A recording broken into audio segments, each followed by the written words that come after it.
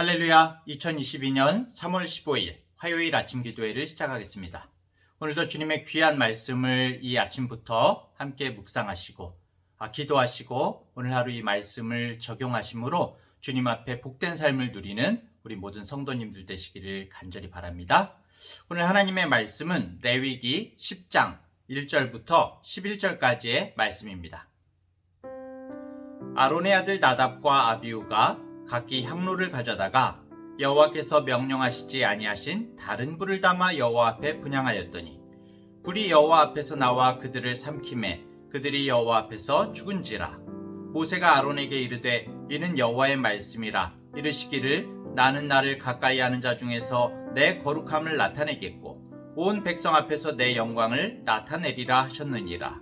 아론이 잠잠하니 모세가 아론의 삼촌 우시엘의 아들 미사엘과 엘사반을 불러 그들에게 이르되 나와 너희 형제들을 성소 앞에서 진영 밖으로 메고 나가라 하매 그들이 나와 모세가 말한 대로 그들을 옷 입은 채 진영 밖으로 메어내니 모세가 아론과 그의 아들 엘르아살과 이다말에게 이르되 너희는 머리를 풀거나 옷을 찢지 말라. 그리하여 너희가 죽음을 면하고 여호와의 진노가 온 회중에게 미침을 면하게 하라. 오직 너희 형제 이스라엘 온 족속은 여호와께서 치신 불로 말미암아 슬퍼할 것이니라. 여호와의 관유가 너희에게 있은즉 너희는 회막문에 나가지 말라. 그리하면 죽음을 면하리라. 그들이 모세의 말대로 하니라. 여호와께서 아론에게 말씀하여 이르시되 너와 네 자손들이 회막에 들어갈 때에는 포도주나 독주를 마시지 말라. 그리하여 너희 죽음을 면하라. 이는 너희 대대로 지킬 영영한 규례라. 그리하여야 너희가 거룩하고 속된 것을 분별하며 부정하고 정한 것을 분별하고 또 나 여호와가 모세를 통하여 모든 규례를 이스라엘 자손에게 가르치리라. 아멘. 오늘 말씀에서는 두 사람이 목숨을 잃는 그 안타까운 일이 발생하게 됩니다. 아론과 그 아들들이 제사장으로 세워졌죠. 그리고 이제 성막에서 첫 제사를 드린 지가 얼마 되지도 않았는데 그 아론의 아들 중에서 나답과 아비후라는 두 아들들이 죽게 됩니다. 왜 죽었는지 오늘 본문을 보자면은 1절에 나답과 아비후가 각기 향로를 가져다가 여호와께서 명령하시지 아니한 다른 불로 분향을 하다가 하나님의 불에 타 죽고 말았다. 이렇게 설명을 하고 있습니다. 이 사건이 굉장히 중요한 사건이었기 때문에 오늘 본문 외에도 다른 곳에서 레위기 16장, 민수기 3장, 또 민수기 26장, 역대상 24장 등에서 다른 곳에서도 성경에서 계속 언급을 하고 있습니다. 겉으로 봤을 때는 별 문제가 없었습니다. 제사장이 향로를 가지고 성소에 있는 분향단에다가 향을 태우는 것은 너무나 자연스럽고 거룩한 예배 행위였습니다. 그런데 도대체 무슨 일이 있었던 걸까요? 출애굽기 30장 7절부터 8절에 보면은 아침과 저녁으로 한 번씩 그 성소에 나아가서 분향하는 규례의 모습이 나오고 있습니다. 그런데 이 부분을 잘 살펴보자면은 죽은 나답과 아비후에게서 약간 미심쩍은 부분을 우리가 생각할 수가 있는데요. 첫 번째로는 원래 이 분향단에 향을 태우는 것은 아론에게 맡겨진 일이었습니다. 다시 말해서 대제사장이 해야 할 일이라는 것이죠. 그런데 대제사장 한 사람이 나아가서 해야 할 이 분향에 이상하게도 오늘 본문을 보자면은 나답과 아비후가 각기 둘이서 향료를 가지고 나아갔다고 말씀하고 있습니다. 도대체 왜 이런 일이 있었던 것일까요? 성경이 좀 더 자세하게 이유를 말씀해주고 계시지는 않지만 몇 가지 가능성을 생각할 수가 있습니다. 어쩌면은 나답과 아비후가 서로 경쟁하는 마음으로 아버지 아론, 그러니까 대제사장이 해야 할 분향을 자신이 하려고 경쟁적으로 나섰을지도 모르는 일입니다. 교회 안에서도 그렇죠. 때때로 하나님의 일을 하거나 하나님을 높이는 예배에서 오히려 자신을 드러내려고 하고 자신을 높이려고 하는 어리석은 모습을 볼 수가 있습니다. 명확하지는 않지만 두 사람이 하나님을 높이는 예배에서 정말 자신을 높이고자 한 부분이 있지는 않았을까? 우리는 한번 이 말씀들을 추측해 볼 수가 있고요. 두 번째로는 이들이 다른 불을 담아서 분향을 했다라고 이렇게 나오는데, 레위기 16장 12절부터 13절에 보면은 하나님께서는 번제단에서 피운 불을 향로에 담을 것을 말씀하고 계시거든요. 어쩌면 이들은 이 번제단에서 취한 불이 아니라 다른 데서 가지고 온 불을 사용해서 붙인 겁니다. 왜 이들이 다른 불을 사용했을까요?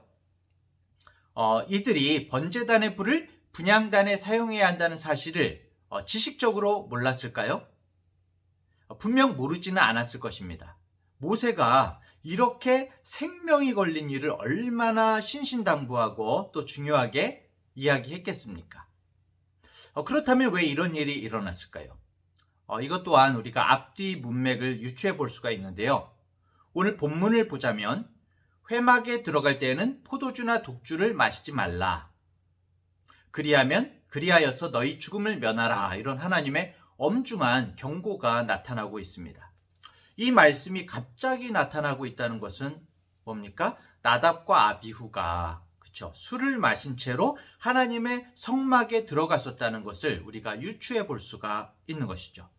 술을 마신 것 자체가 문제였을까요? 그렇지는 않았을 것 같습니다.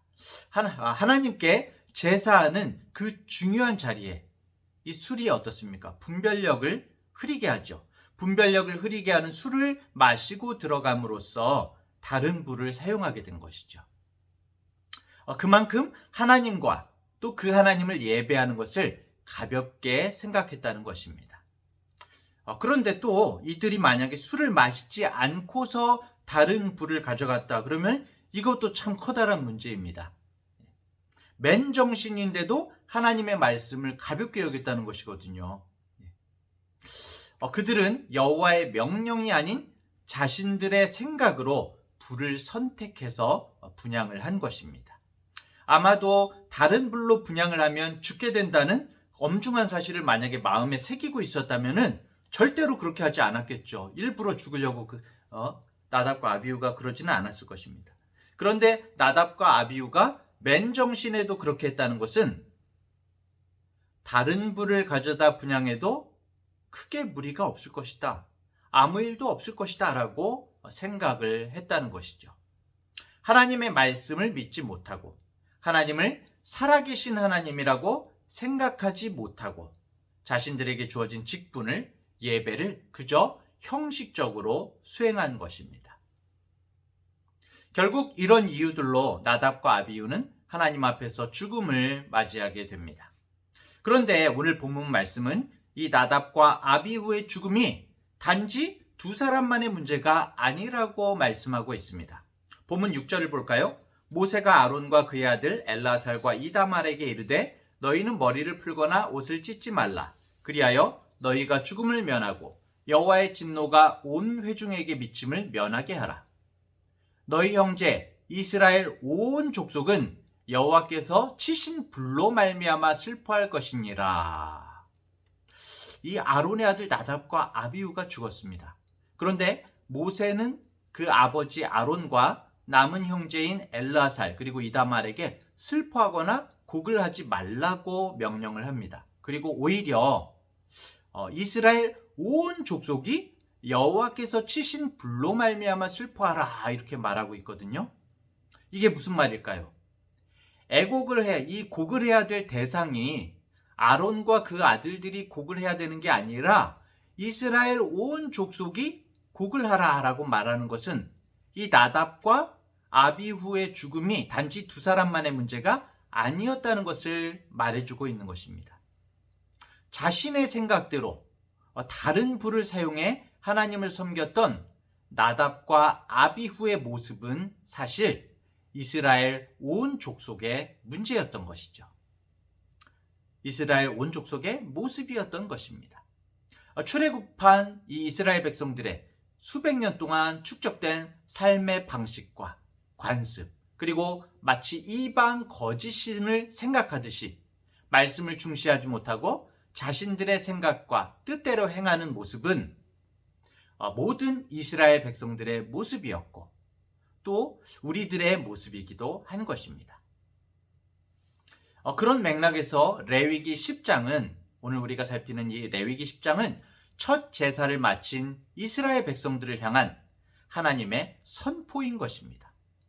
자신들의 생각대로 다른 불을 들고 하나님을 따르겠다는 이스라엘 온 족속을 향해서 하나님의 말씀을 가볍게 생각하는 그들 모두를 향해서, 그리고 오늘을 사는 우리들을 향해서 하나님께서는 새로운 마음과 새로운 하나님의 법을 따르라는, 그리고 새로운 삶의 방식을 따르라는 하나님의 선언을 보여주고 계신 것입니다. 사랑하는 대학교의 성도 여러분, 사실상 나답과 아비후의 제사는 외면적으로는 정말 아무 문제가 없었습니다. 향로와 불과 분향 등을 갖고 하나님 앞에 나아가 분향을 했습니다. 외면적으로 보면은 너무나 신앙적이고 정말 거룩한 모습이었습니다. 우리의 예배가 그렇습니다. 외면적으로는 그럴듯하지만은 내면적으로 하나님의 말씀을 정말 경시한 예배는 비록 그것이 하나님 앞에 드리는 예배라고 할지라도 하나님이 기뻐하시지 않는 예배가 되는 것이죠. 예배만이 아니라 모든 삶에서 오늘 나를 향한 하나님의 말씀을 우리가 분별할 때에 우리는 하나님의 불이 아니라 다른 불을 들고 살아갈 수가 있는 것입니다.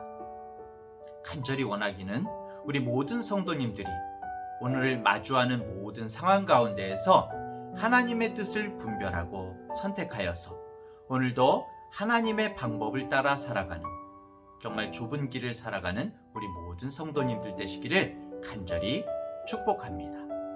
기도하겠습니다.